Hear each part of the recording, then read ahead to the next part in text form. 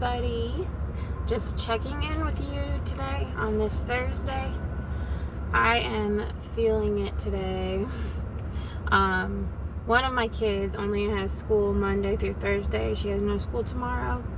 But the other three middle children all have school tomorrow. So Friday feels a little lighter, but still have the drop off and pick up. Although my husband does tend to do the Friday drop off because he does not have to go to work usually till usually 9-ish. And so that's really nice. At least I don't have to do the drop off on Friday. But how is your Thursday going? I had a really hard time getting out of bed this morning, I'm not gonna lie. But I would really like to hear about some of you guys' day. Get some conversation going in the comments.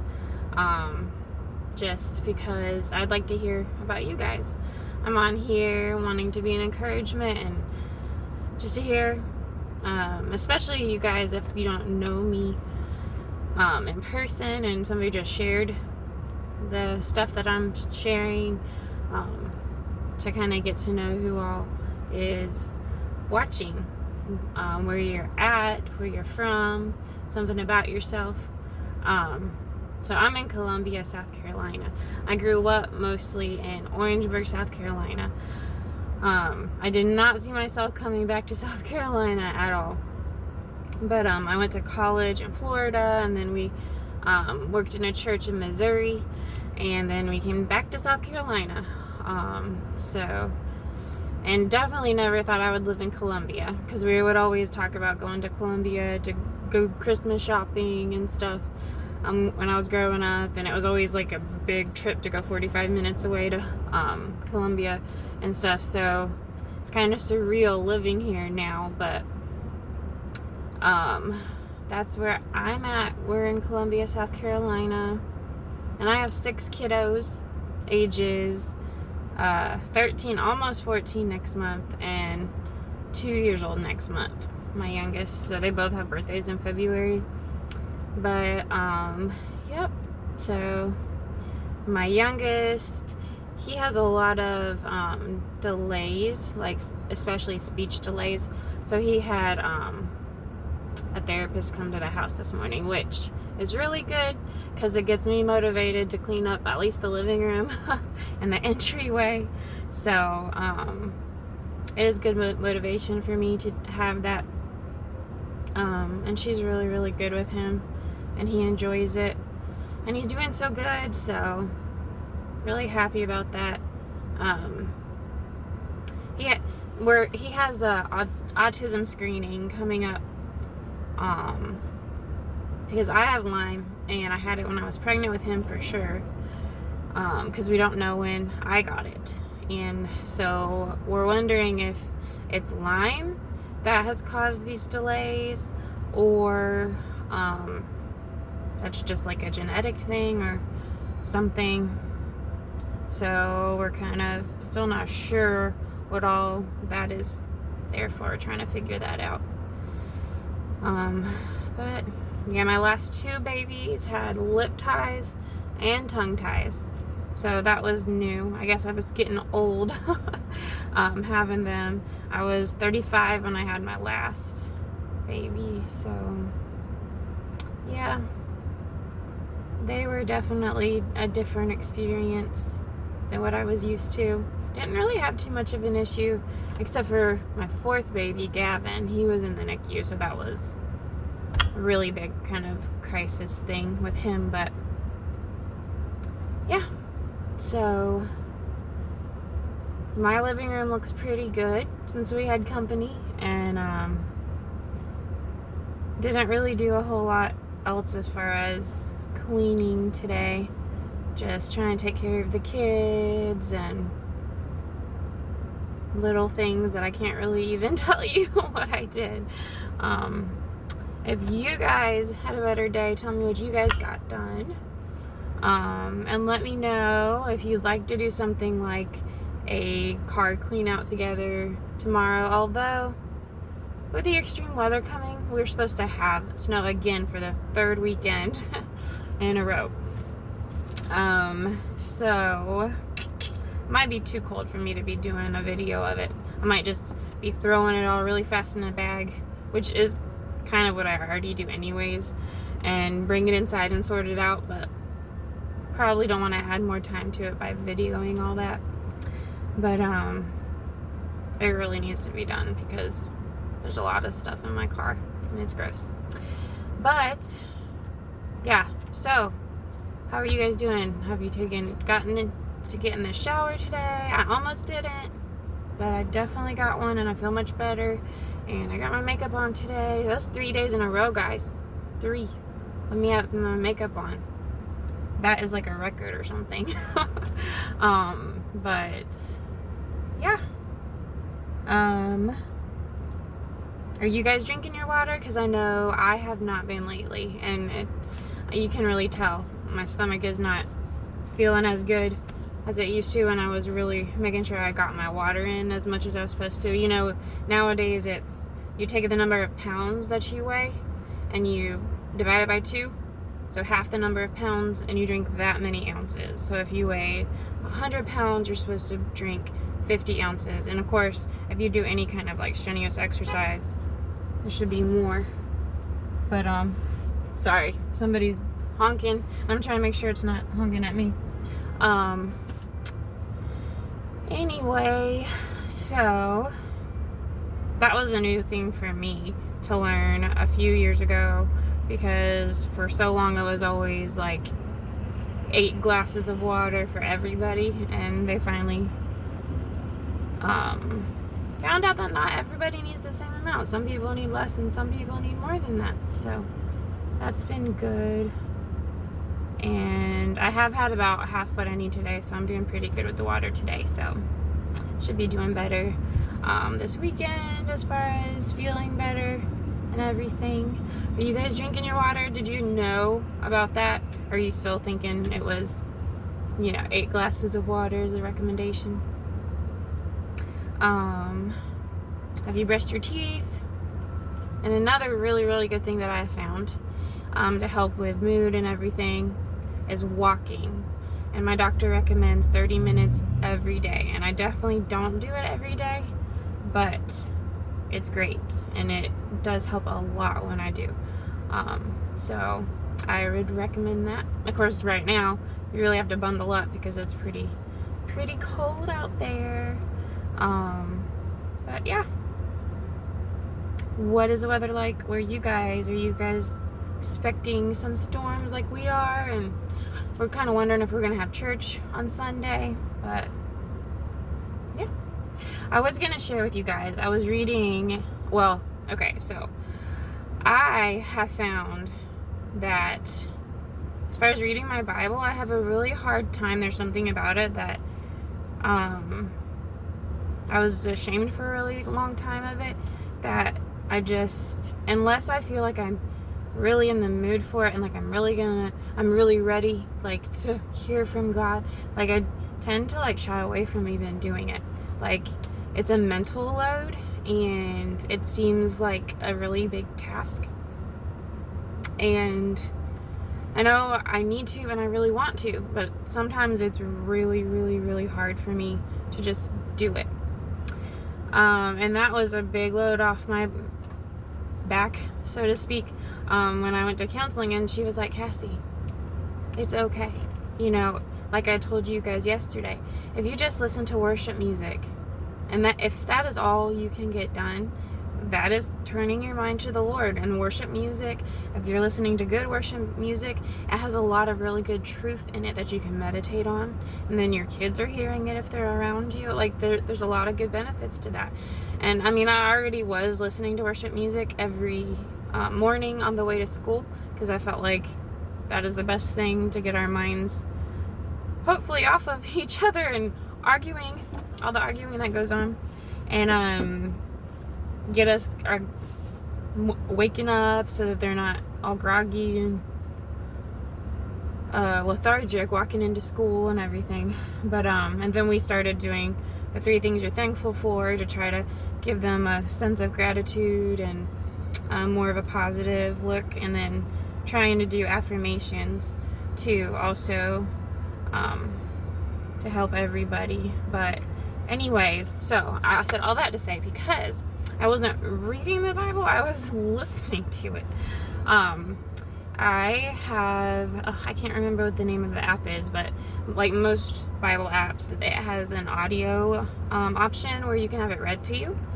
So sometimes I'm so tired at the end of the day that I just sit there and I have my phone like laying on my belly, or I'm like holding it loosely, and I'm just listening, and I kind of, either I'm looking kind of like out into space thinking about it, or I have my eyes closed even sometimes. I'm so tired. But on the days that I feel like I can handle more of it, I sit there and I read it while the person is reading it to me, which is nice too, because then, I don't know, I feel like it's using, they say if you use more of your senses, you have, I guess you absorb it into your self and you learn it better. I know I heard that when they were talking about studying in college, that if you would walk around and try to memorize a verse and walk around at the same time, that you were a lot more likely to hold on to it, your brain was, because you're using more than just your mind reading or saying it aloud, you're also moving your body. So I feel like that kind of applies with when I'm listening to it and reading it at the same time. When I can do that, it's really nice. But anyways, I was doing kind of half and half today, listening sometimes and listening and reading sometimes if the kids were talking to me or whatever. And I got a blessing from listening to the part where when David, he was living in the Philistines' country in Ziklag, and it was the time that he tried to, the king now I can't remember what his name is, but it starts with an A, and he wanted him to go to war with them against the Israelites, and he kind of was put into a really awkward position, because if he said no, then there would be a lot of questions raised. So he said he would go, but then I think it was probably the Lord that was like, got into the lords of the Philistines, and they were like, King, why are these Hebrews here? You know they're our enemies. We're going to fight Hebrews right now, and wouldn't that be like the best thing to happen for them if, like, during the battle he decided he wants to go back with his country, and then he starts fighting in the midst of us the same time as we're trying to fight them over there? Like, this is not a good idea. And the king is like, well, he's been here for so long, which has only been a little over a year, honestly. And so he was not extremely discerning and at that point, but it saved David's hide and his having to go against the Israelites, because he was already attacking Canaanite cities while he was living in Ziklag and telling the king that he got the wealth from Judah, or one of the Israelite tribes. So anyways, he came back, and the king sent him back to Ziklag, and he found that Ziklag had been plundered, and everybody's wives and children and everything they possessed had been taken. And so the point of this story that really got to me was, they got to a point, they were gonna go to war, and they came back and they were just beside themselves with grief, because all of their families were gone and all of their things were gone, and they were mourning and lamenting that loss. And that's tiring. That takes a toll on your body. And then they found the Egyptian that had been a slave to the people who had stolen all their things, and they got him to promise to take them to where they were, because he had been left behind and he knew where they were going. And so he took them, and on the way, 200 of the men, they left some men in Ziklag because they couldn't even leave, if I remember correctly, but then another 200 on the way were just so overcome with fatigue and exhaustion, mentally, emotionally, and physically, that they couldn't go any farther. And so they left him with, the King James Version says the stuff, and I think the ESV, which I was listening to, said the baggage. So they left the 200 men with the baggage, and they went off and they reclaimed all their stuff and gained all the other stuff that those people had and spoiled them and brought all their stuff back. And the people who actually went to the battle all the way and fought the enemy and gained back everybody's families and everybody's stuff and all the extra stuff that those people had, they were like, oh, you 200 men that stayed by the stuff or the baggage, you guys, so sad that you didn't get to come with us, but you know, you didn't do the work, so you miss out. I mean, you can have your wives and your stuff back, but you're not going to get any of the extras that we got because you didn't actually go and fight. And I mean, that does seem fair enough, and it, you know, that's human nature, of course, to be like, well, we did more than you did, so, and then we're giving you back your stuff that was yours anyway. And you know, I think that would be a good deal for them, partly, you know. But David was very compassionate and wise, and he said, no, that's not right. We're going to split it evenly with everyone, because they stayed by the stuff, they took care of the stuff that we left, and that enabled us to go even that much more quicker because we weren't having to take the stuff with us and everything.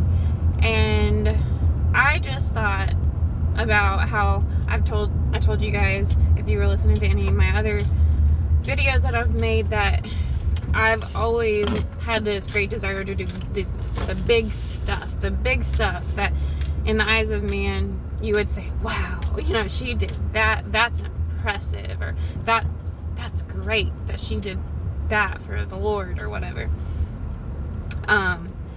And sometimes I feel like I have done hardly anything. I feel like one of the people that's just so tired that all I can do is sit by the stuff and make sure nobody comes and steals it.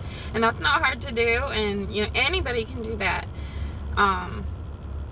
But I think God is like David. I think David did a godly thing, and I think God led him to do that, to be honorable and considerate of the fact that, hey, you're claiming that these people who are really tired, just because they could not endure as much as you could endure physically, and the work, you know, their body wouldn't let them. It's not that they didn't want to, they just couldn't. And so you think they don't deserve to be rewarded for what they did do as equally as you did, because you were able to do more, and so that they got to have the same equal rewards with the people who went and did the actual fighting. And I don't know, that was just a blessing to me, because I do feel like a lot of times, especially, it's hard, you know, I don't know if it's just me and my human nature, or if it's the devil, you know, coming up and tempting me, but I just, because we were in ministry, my husband and I, for a long time. We were youth leaders, and my husband was assistant pastor, and so that feels like a big thing, kind of. And I wanted to do more things. I wanted to do women's Bible studies and teen Bible studies and stuff. But with the kids, I was like, well, once the kids are older, maybe I'll have more time to do it. So I never did it. I never did much of that kind of thing. But even more so now, I feel like I'm doing practically nothing. Because really all I'm doing right now is going and helping in the child care, which is very needed. And I myself realize how valuable that is, to enable moms to go into a service and get spiritually refreshed without any interruption, that once a week. Like, that is invaluable. So I'm not trying to say like I'm not doing anything, but I would like to do more. I would like to do something bigger. And I'm doing what I can right now. I really can't commit to a much bigger commitment, because I never know how my body is going to be feeling and how much energy I'll have from day to day. Like, even if I get good rest, sometimes like it's still not enough, or And then sometimes on my days that I have a lot of energy, I like make all these plans for like a few days out, and then I'm like, oh my word, what was I thinking when that few days pass and it's time to do all this stuff, and I'm just like, oh my goodness, I can't do it. And just to see in the Bible that God, I believe, and David, back in the olden days when it was tough, you know, because nowadays people say it's so soft, you know, we're so nice to everybody, people don't know how to really work. But back when it was really tough in the olden days, David had compassion, and he saw that just because they didn't have physically the endurance to go and actually fight the battle and kill the bad guys, they still deserved a reward for the job that they did. And I don't think David saw it as a smaller job. And I think maybe that is either our pride or Satan that comes to discourage us from that we're doing, telling us that we're not doing enough, so that we're not as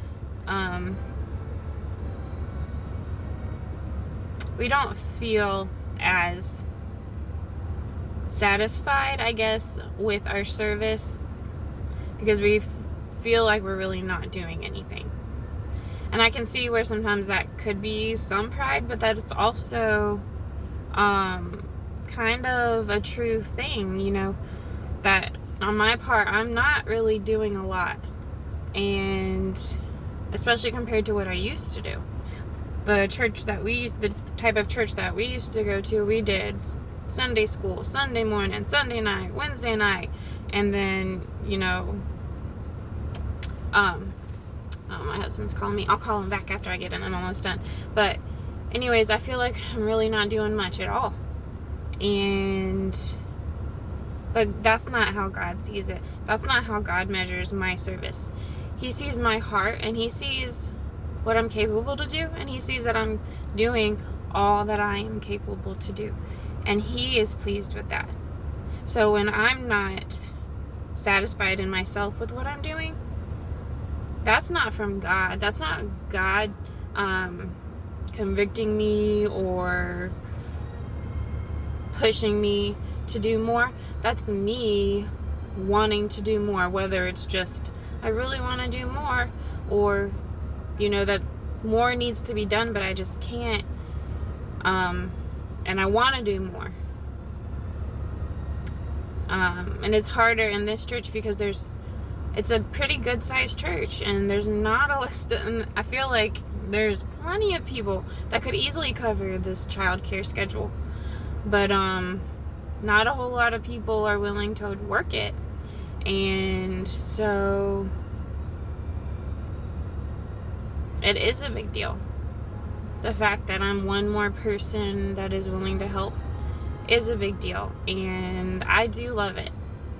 It's very exhausting because Sundays are just exhausting. I think I'm an introvert for sure, because being around people and being out, just I love it. I like to be there. I don't really necessarily like to engage, but I like to be around people and people watch and listen to everyone else talk and everything. And then I get home and I'm just like, oh my goodness, I'm so tired. I need to go take a nap. And then you add childcare to it, and it's so fun playing with everybody's babies and everything. And I can't be in the little kid nursery because, you know, you can't be kissing on other people's babies, and I feel like an old woman now because it is so hard for me not to kiss those little babies, especially the little ones, the infants. So I kind of got to keep myself out of that classroom because I do it without even thinking, and I don't want people to think that like I'm doing that on purpose. But and I'm okay if the babies are happy, but if I'm holding the baby, and I'm really good at getting them to calm down because I have so much experience, but when I'm calming them down, it's just instinctive for me to be like, oh, and just kiss their little cheek or their forehead, and I'm like, oh my word, I just did it without even like I couldn't stop myself. So anyways, I do love so the toddlers are great because you can read to them and all that stuff, and they don't necessarily need to be held and consoled, and so I'm pretty good about not kissing them. And so yeah, so they have a slide in there, and it's so fun. And it's my job to make sure that I'm not demeaning myself and my service for the Lord and belittling it, because then that takes away, and that really is not helpful for me, and that's not from the Lord. He's not making me feel like I'm not doing enough. It's either myself, what I'm used to doing, I'm used to overdoing, or, wanting to do too much, and I would get burnt out. So that's my encouragement to you. If you just feel like you're staying by this stuff and you're not writing books, you're not a missionary, or whatever it is that you think is a big deal, you're not church staff, you're not in the worship team, you're not one of the people that the church has asked to do anything, and so that makes you feel like less of a Christian or whatever it is, you just need to make sure that you're doing what God wants you to do. Because like I said, I probably would be doing all those things, the bigger things, if I didn't have these health issues. And I don't think that necessarily God would want me to do more of those things. And I think maybe that is why I have these health issues, because it does limit me. And I have to be like, okay, God, what do you want me to do? Because I don't have enough energy to be doing what you want me to do and all the things I want to do for myself or for my image. It really does make me prioritize and have to be a lot more thoughtful about the things that I say I'm going to do, and not over commit myself to things. I got to say no, or I got to not volunteer when I really, really want to. And so, yeah, I'm praying for you ladies. I really, really do hope that you'll comment let me know some stuff about yourself. Let me know how your day has gone. How are you feeling? And prayer requests. And let me know if there's something that you would like me to talk about, because I'm finding that I am really good at talking. Like, I'm not very good at conversing and conversation with people, but I can talk pretty good, I think. So, yeah. Anyways, let me know what I can talk about, or what questions I can answer, or if you have something in your life that you're like, I wonder if Cassie has had this problem and she has found a solution, which I will tell you, there are a lot of problems that I still have that I have not found solutions for, and I might tell you, nope, I'm right with you. I don't know. But there are quite a few things that I haven't maybe made those problems go away, but I have found things that have made them not as big and not as threatening or overwhelming, that maybe they would work for you guys too. And I would love to share my little seeds of help, little help, and I would love to be able to do that for you guys. So if you have listened to this whole thing, thank you so much. You're quite patient, and I hope it was a blessing, because that's the whole point of me being on here and talking to you. And make sure you at least take a shower today and brush your teeth.